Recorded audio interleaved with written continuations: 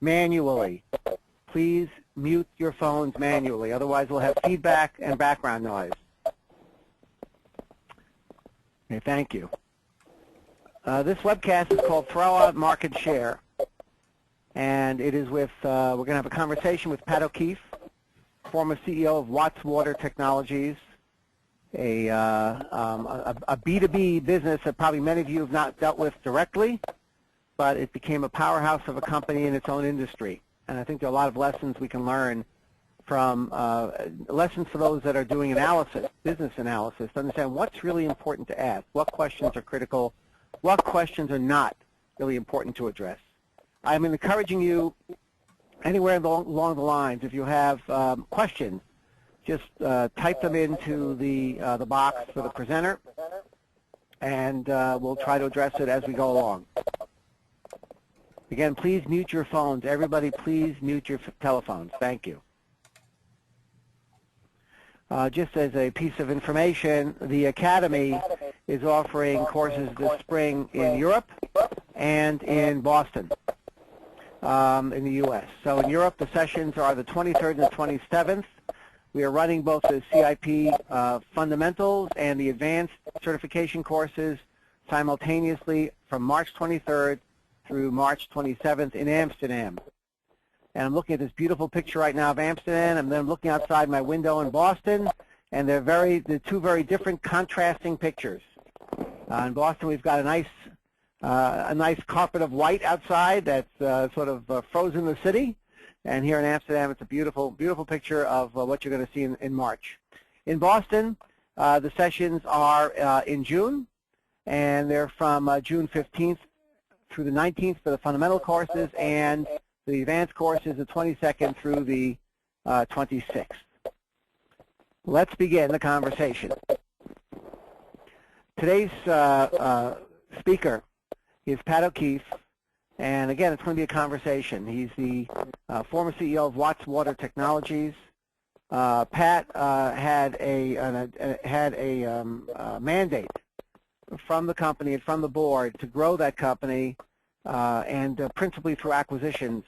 So literally from 2002 to 2010, he basically doubled the revenues, and by overseeing the torrid acquisition pace of 23 companies in that time. That's an extraordinary rate of acquisitions, and it was folded into the company. The company grew. The company was profitable. There were a lot of lessons that Pat took away from this experience, and one of them is clearly the title, the teaser title of the webcast. So I'd like to, really ask you, Pat, basically, first of all, when you say throw out market share, what's really what's left to discuss here? Well, let me start by talking a little bit about why I think market share is of very little value. Most of the time, management teams tend to overestimate their own market share and underestimate the market share of their competitors. During a 40-year career, I was able to acquire 4 companies that were direct competitors. And each time we put in a lot of effort to measure market share. But at the end of the day, we found out that management knows a lot more about their own customer base than they know about their competitors' customer base. So as a result, they tend to overestimate their own market share and underestimate the market share of all their competitors and probably the market as well. 4 times in my career, I was able to acquire a competitor. Each time we put in considerable effort to determine what kind of market share would the organization possess. And each time we got it wrong. I was wrong 4 out of 4 times, 100% of the time. And the reason that is because you just don't spend enough time understanding your competitors. I personally believe that almost all management teams do not spend enough time talking to their competitors, following their competitors, and trying to anticipate what their competitors are going to do in the next move. So no, I think what you're saying is correct. My experience also has been, especially in strategy sessions, there is a daunting competitor that sort of overshadows a company no matter what end of the portfolio they're talking about. And when push comes to shove, They know fairly superficial pieces of information, but they often don't understand what makes them tick, and that can be very dangerous. That's my experience as well, Lenny. You know, when I look at acquisitions, I think the most important piece of paper analysis that you can do is analysis that lays out the game plan of how these two organizations are going to be folded together. And what we would typically do is lay out a game plan which involves how are we going to develop value for the customer that is better than the value proposition that they're currently receiving. You know, the analysis that I like is one that really took the game plan and laid it out, and it showed the impact of the two organizations as they were put together, from what's going to happen to sales, what's going to happen to gross margins, what's going to happen to SG&A. And you can use your analysis of market share to help you determine some of that, because a good example would be that you have two product lines that are very similar to each other. You can manufacture those in one plant and terminate the additional overhead that's necessary to having two facilities. So the best acquisitions are acquisitions where there's a lot of synergies between the two companies, and you can lay it out very clearly in an analysis, and you can stand up to your board and answer very detailed questions about why you believe this is a good acquisition, why you believe that the analysis that you put together will come true. Now, typically the analysis that we required was analysis that had 3 points, normal or expected point, you know, one that's a little bit more aggressive than that and one's a little bit less aggressive, so that we would basically try to put a channel around what we thought the results were going to be. Now, the thing I came away from after 40 years of being in business is that your game plan is very detailed, and it has to be put together with line management. Line management has to own that plan. Line management has to go and defend that plan in front of the board. And if you don't feel comfortable in doing that, then you back away from the deal. I would say that, you know, in my experience, we looked at probably 10 deals for every deal that we actually consummated a transaction on. So the other thing I want to make sure everybody understands is there's a lot of due diligence that goes into every single deal, and you can't ignore any piece of it because it can come up and bite you in the butt. But, you know, my feeling is that the most important is the strategy that you lay out in terms of what's going to happen to each of the components of the two businesses. The best acquisitions, in my experience, are those where you ended up folding in the manufacturing side of the business into your organization. You ended up folding in the sales operations into your operations, and you end up at the end of the day with an organization that's put together very tightly. You keep the best managers from both sides of the equation, and the result is a very positive outcome. The other thing I want to point out is that Go ahead. It is very important to understand that some best acquisitions come in a down market.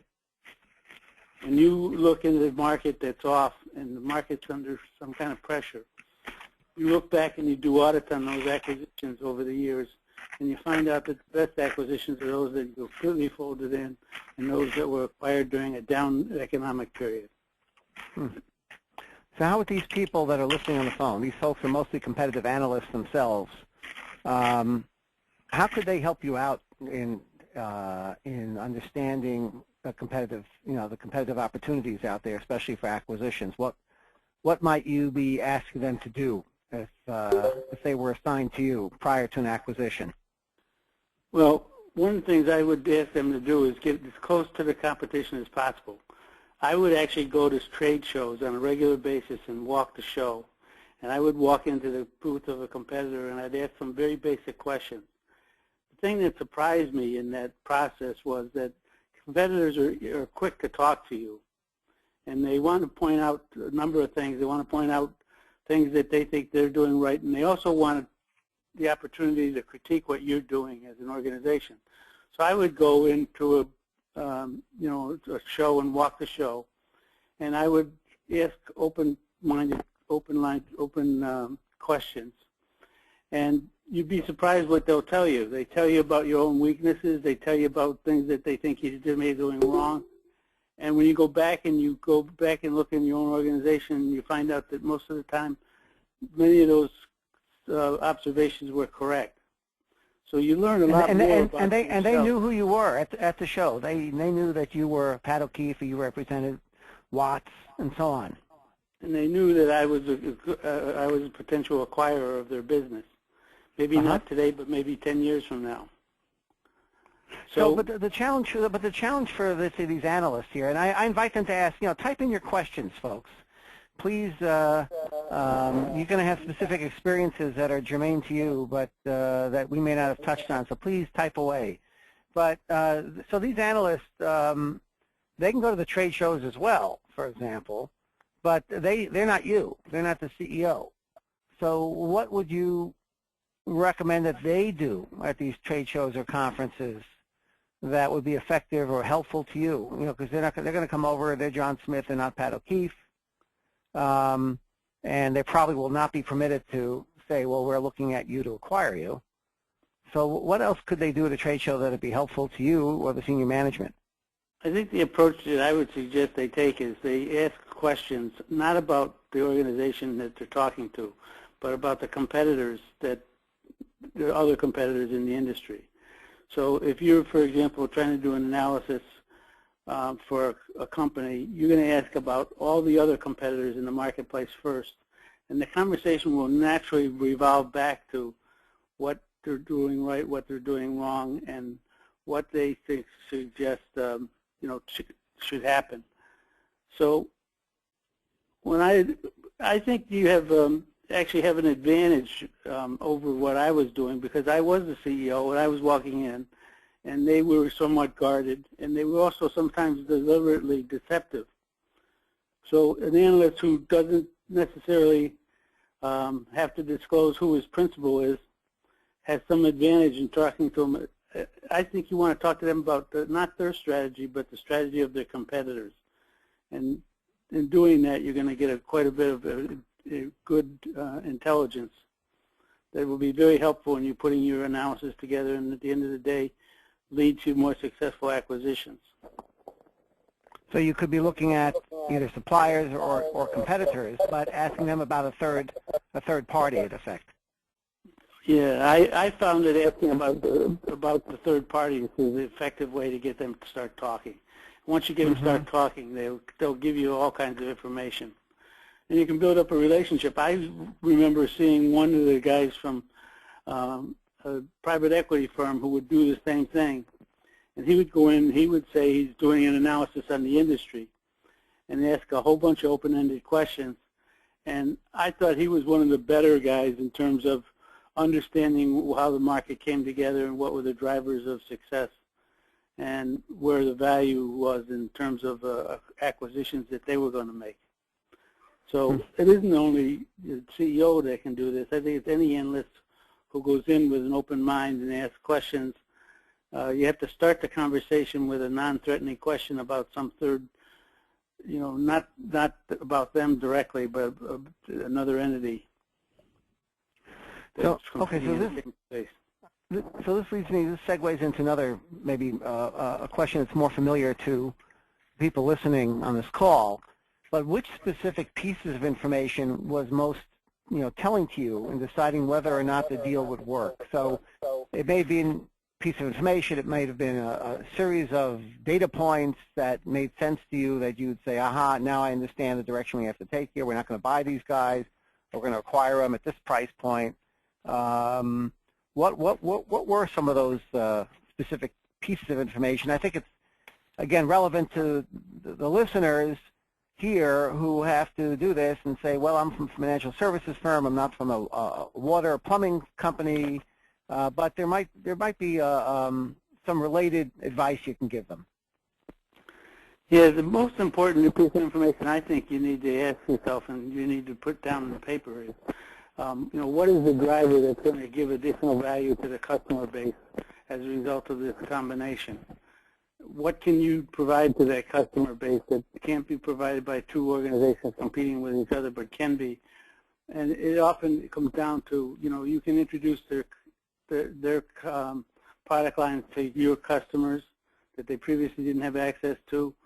You can, consolidate costs and drop costs by consolidating operations. And you can, at the end of the day, it really comes down to a strategic analysis of why you're going to add value to the customer. And if you don't feel comfortable with that, and you can't convince yourself in black and white on a piece of paper that you can add value, then you probably shouldn't be doing that deal. Mm-hmm. It really comes down to sales synergies, margin synergies, cost synergies, and the advantage I had is that I had a management team that was heavily involved in the acquisition process. We didn't delegate it down very far in the organization. I was obsessed with reading all the reports and understanding what all the key issues were in an acquisition. And, at the end of the day, there's many deals we walked away from because we just couldn't satisfy ourselves that we were adding value that was not previously identified by the company itself. Okay.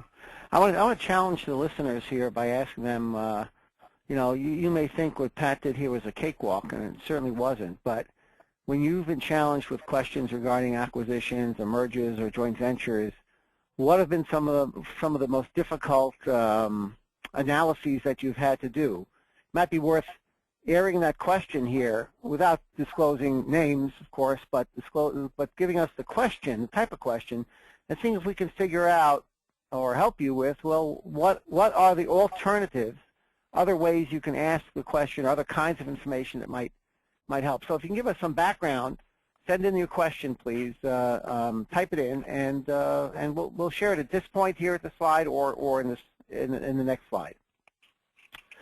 I want to move on to a question that's sort of it's not directly so much to do with analysis, but when you go through these acquisitions, you probably run into a lot of interesting events. So, acquisition intelligence can't be all serious.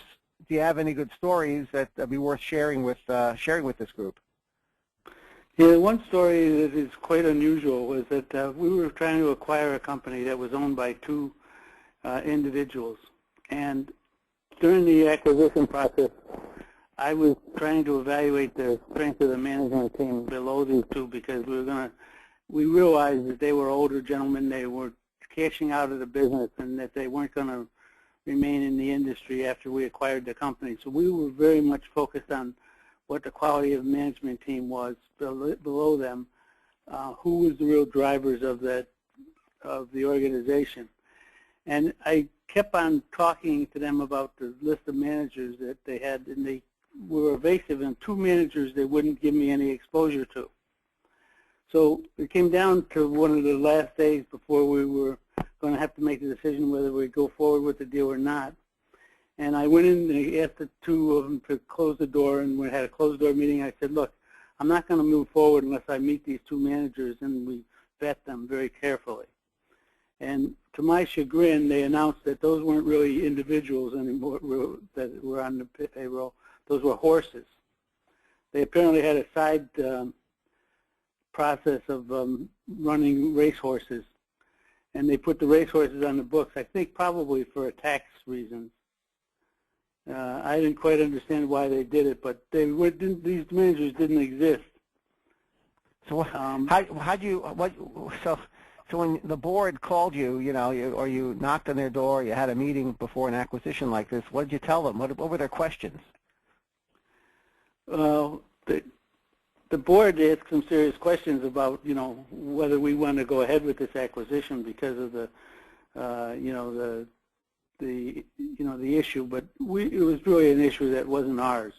So we basically made them take the horses off the books, and we went forward with the acquisition, and it turned out to be very successful. It turned out that the management team was very strong underneath these individuals. These individuals had sort of let their responsibility drop down the organization over the last 10 years of their careers, so that it was really being run by a good management team, not by the owners and not by the horses. I'm sure they were. They probably held their breath and trusted you and said, "Okay, let's wait a year and see what happens." But and it sounds like the horses were taken off the books. The horses were taken off the books. It turned out to be a very, very successful acquisition. So you run into all kinds of things in terms of due diligence, and that's one of the ones that I remember very clearly. They sort of chagrinedly looked at me and then had to admit what was really going on.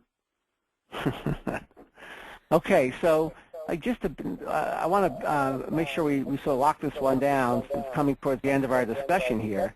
But why is knowing market share nearly worthless? It only helps you when it comes to understanding what kind of costs you're going to be able to drive out of the organization by combining product lines. I personally think that people get focused on market share, and yes, what's the value in it, other than you get a number? And the answer is, to me, is it plays a role in terms of when you're trying to verify what kind of cost reductions you're going to get with the combined organization. Those volumes can help you, but in general, you're going to find that you're underestimating the market share of your competitor. And when you put that analysis together, you end up, unbeknownst to you at the time, but you end up where there's more cost synergies than you thought there was going to be. So that's the only place it helps you. The rest of it, I've found over the years that you really don't get leverage on the marketplace in terms of pricing, because there's always a competitor who's willing to go down and replace the low-priced competitor who may be removed from the market through an acquisition. Okay. So I have a question somebody posed to me on this. I guess there's this person probably represents a bunch of others on the phone or on this webcast. He says, or she says, for us in competitive intelligence, a metric of success can be market share growth or decline. If it's considered worthless, what other metrics do you suggest we can use to assess the effectiveness of the competitive intelligence practice? Now, I'm not sure if they're mixing apples and oranges here. They're saying, can you give us other metrics? And then they say to measure the effectiveness of the competitive intelligence practice. I guess if I'm to interpret this a little bit is if they're going to give something useful that makes them look valuable and provide a good service, what other metrics are there out there other than market share? Yeah, it's a good question. The thing I think you got to be careful of is that you have to realize that the management team is trying to make you understand there's value where there is no value. And you need to come down and be able to put things down on a piece of paper in such a way that you are confident that you have it right. Now, when you talk about other matrix, I would look at the gross margins very carefully in terms of what's the direction of gross margins in the business, what's the direction of leveraging against the SG&A cost of the business. And it isn't necessarily what they've done with the business, it's what you can do with the business once you've acquired it. So let me stop you here for a second. So again, the folks that are listening to this, they're often probably not part of the due diligence team. And they might be called very early on to screen out or filter in companies that are appropriate candidates. So assuming this company that might be acquired could be a subsidiary of a very large company or a private entity where gross margin's not going to be out there, SG&A numbers are not going to be easily, unbundled from the larger P&L or balance sheet. Can you find other indicators, even at the early stage, when you're trying to screen out? Let's say you were looking for a particular kind of company in the in the water irrigation business of some sort that would serve your needs, a water control business, what could you ask a team like this to go out there and ask about at trade shows or via some other kind of research that would give you some comfort to say, okay, these guys are in our sweet spot or they're not? Yeah, I think the answer to that is that you have to have good understanding of the competitive environment that they're in. You need to understand where this particular entity stands in the competitive environment. And I think the other thing is you got to get to understand what's the drivers of the market. I think it's probably best that if at the early stages that you don't disclose who you're doing the research for. You simply go out and ask questions and tell them you're writing a report for someone, and you'd be surprised what they'll tell you. They'll tell you practically anything you want. And you quickly are able to strip out those that are being honest with you and those that are being deliberately evasive and trying to mislead you. So, to me, I think it comes down to, how has this organization been run? The management team is important to me. I would also say that the growth of the organization over the years, not only growth in sales, but growth margin and net margins are very important. And I think, I found that the companies that are good companies, even though they're part of a very large corporation, you can get data on them pretty easily if you engage with their competitors. They might not tell you, but their competitors will tell you about them. So you might get equivalents. You may not get the actual SG&A number, the actual gross margin, but they'll give you an approximation. They'll give you an approximation. They'll tell you practically anything you want to ask them with regard, as long as you don't ask them directly about themselves. Okay. All right. Go ahead. Yeah, I think the way we were successful is we spent a lot of time looking at companies and putting companies on our list, and then doing over a course of 2 or 3 years trying to get intelligence together on them. We'd have a file that we put together on a company and track it for, I can think of one company I tracked for 7 years. And they asked questions. I walked into their booth and asked, what their new products were, and they explained them to me openly. I asked them why it was an important new product, and they explained that to me. They told me about the competitors and why they thought that they had a leg up on the competitors. So I think it comes down to one of the things that's rare in this call is, in general, you don't do enough work. Pat, you're muffled a bit. If you could change your position, it's hard to hear you. Okay, is that better? Oh, that's better. Yep. But I think it comes down to the fact that most management teams and most acquisition candidates you get a book from an investment banking firm, and you have very little information. It's all combed out to make it look more attractive than it really is. And It really comes down to how long have you tracked this company? Do you understand what they're doing? Do you understand how they're moving and what piece of the marketplace they're really after? So it's really for the long-term competitive analysis that wins the day. Right, and so it's interesting. I mean, so you've got a bit of a dilemma here. Many of these folks listening too are asked to meet certain specific deadlines, and it's often rush. So if they're not, they may not have the luxury of waiting or accumulating data over 6 or 7 years. But you're saying if they did, that it's worth having a tracking file where they throw information in as they come across it. Yeah, I had tracking files on probably 40 different companies. Wow. Okay. In any given moment. Can we move on to a question of negotiation illusions that the information that appears useful it really is not when you sit down with a competitor, and maybe it's something that again an analyst could want to wrap their head around and say, well, what is important? What are the illusions? I think that's very important because illusions waste time. Yeah, you can waste a lot of time on illusions. You know, I think you have to go into this with your eyes open, and you have to understand that the management team is deliberately trying to mislead you. Can you adjust the mic again? I'm sorry, Pat. Adjust the mic. Okay. That's better. Yep. But what I was saying is the management team is deliberately trying to mislead you. They want you to believe there's value where there is no value.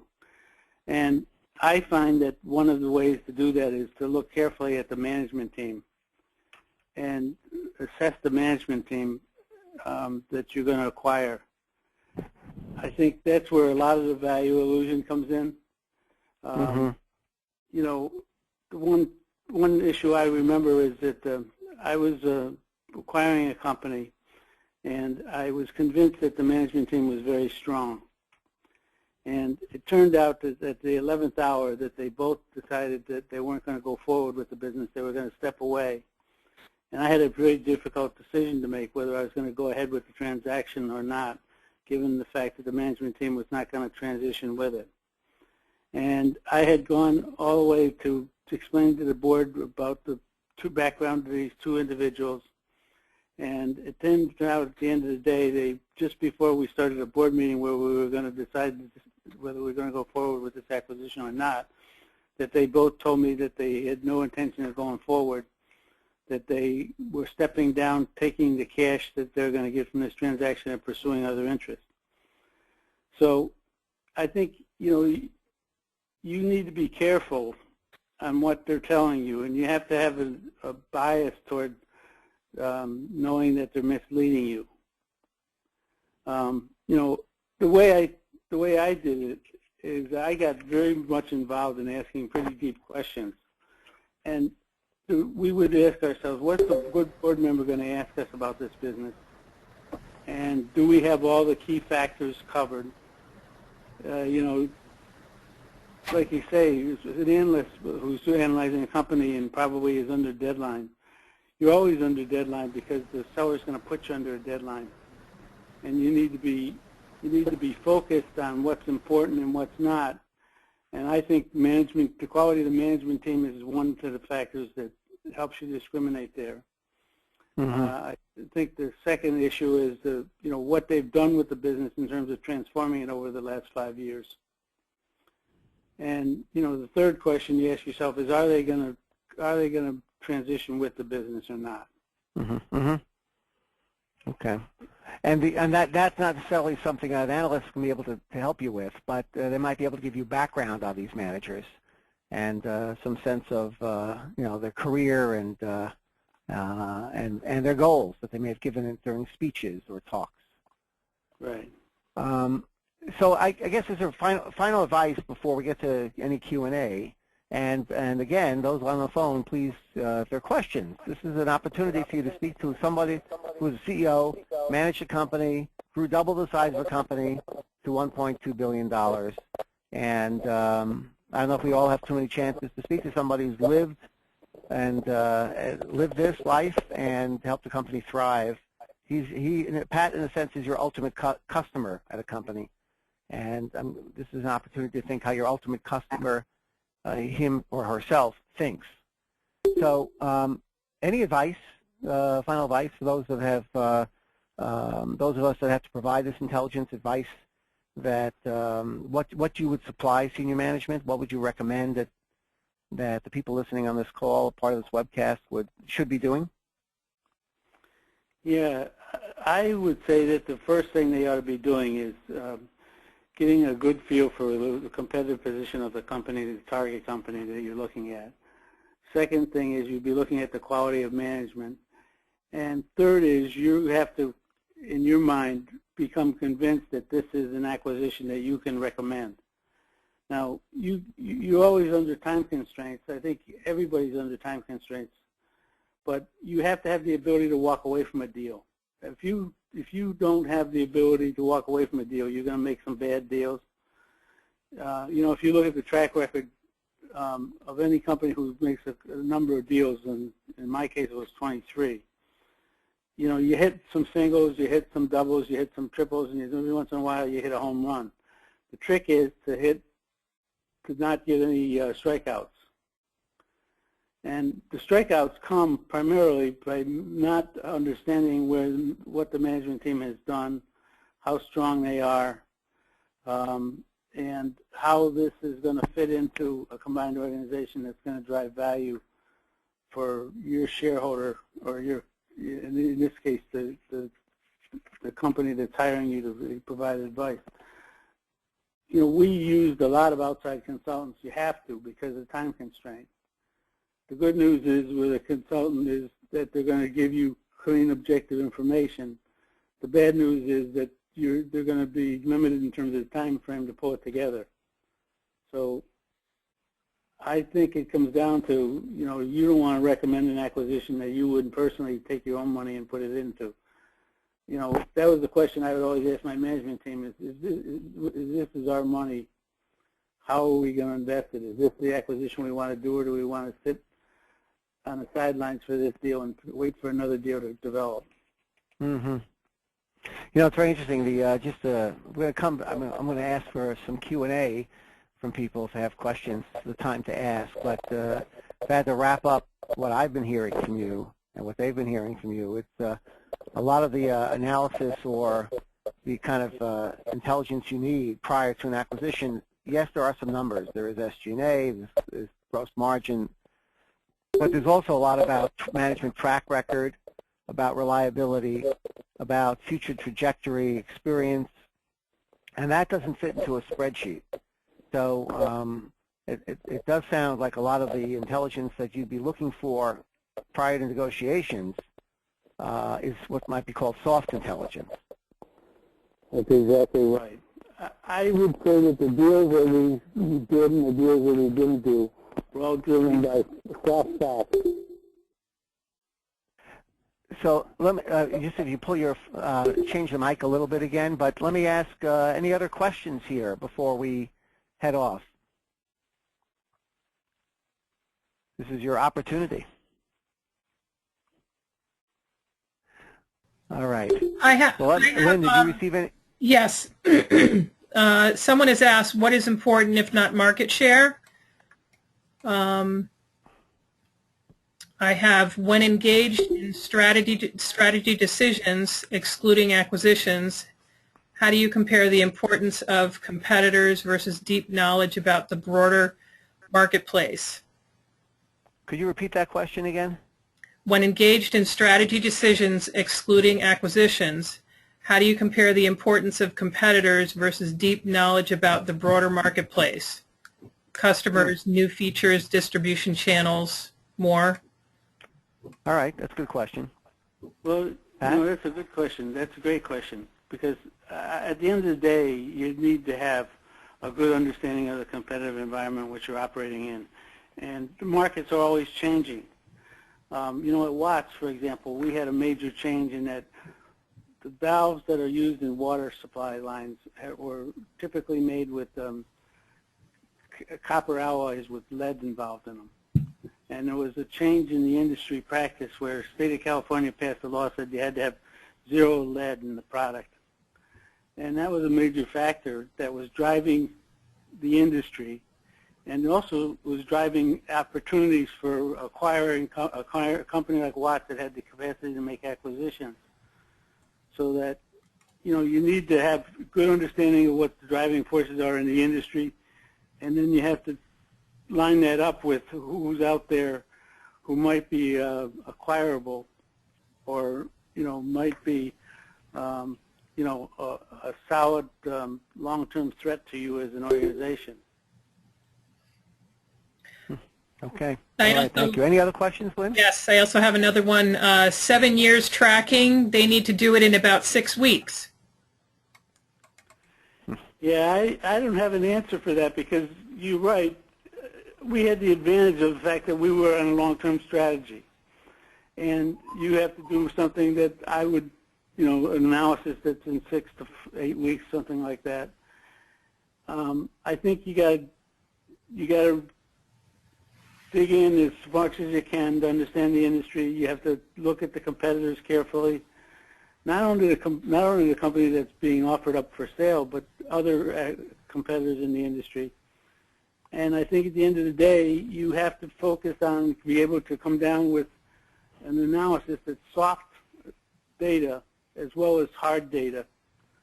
It's pretty easy for us all to put together a schedule that shows that this business is going to go, sales are going to take a hockey stick up, and so is profitability. And you have to have a sense, you know, for whether that's realistic or not. And at the end of the day, you have to be able to say that if it's your money, you would make this investment. If it's not your money, or you wouldn't make the acquisition if it was available.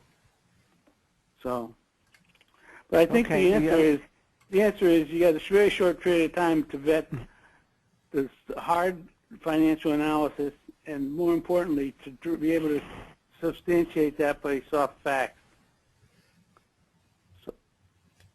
Okay, I think that's. I mean, it's an answer in part too. But the other thing is that the folks on this phone need to know that there is a need to monitor and track competitive issues or potential competitors on an ongoing basis. So that should be ongoing, not necessarily the result of a request from senior management. So you're right. There's a tension here, and a great deal of the requests that you have to answer are very short term. But what Pat is also suggesting, and you know, he can't live your life, but he's also, what I'm hearing is that he's saying that there needs to be somebody has to keep an eye on the landscape over a period of time, and that may not be the direct result of a specific request from the executive group upstairs in the C-suite. Lynn, any other questions? Yes. Did you have a CI system in the company that helped you keep track of all of this? Yeah, we had a system. It was basically it was part of the annual strategic planning process where we would identify candidates that were highly probable of acquisition, and then we'd have other categories where a remote probability of acquisition. And we would typically focus continuously throughout the year on accumulating data and summarizing that and presenting it to the board once a year, so that they knew where we were, they knew what acquisitions were out there, they knew what companies that we were stalking, and you had a dialogue going between management and the board that was pretty healthy in terms of, I think one of the things I want to say is, you're right, I had a big advantage and I had a long-term perspective on the marketplace. But I think if you can do your customer a favor, you can encourage them to break that part of the management process and the strategic planning process. You know, you ought to have a list of companies that are acquirable, and you have facts on them, and you've accumulated a knowledge base that is either you do it for your customer, or you encourage your customer to do that as part of their planning process. But unless you're going to do that, you're going to end up with some strikeouts. Okay. Two more questions. Go ahead, Lynn. And I think we're going to wrap this up in about another minute or two. Go ahead. What was the most valuable insight you received from a CI analyst related to M&A transaction? The most important? The most valuable insight you received from a CI analyst related on M&A transaction. I mean, look, to clarify, Pat may not have had somebody quote end quote with that kind of a title, but if there was somebody supplying you with these insights, Pat, what were they? Could you address that question? Yeah, they're typically coming from the guys who know the marketplace, or your sales and marketing people. And you want to rely on their instincts and their analysis more than anybody else's. You know, I was fortunate enough that I had a strong management team that had been in place for quite a few years, and they were very knowledgeable about the competitive environment.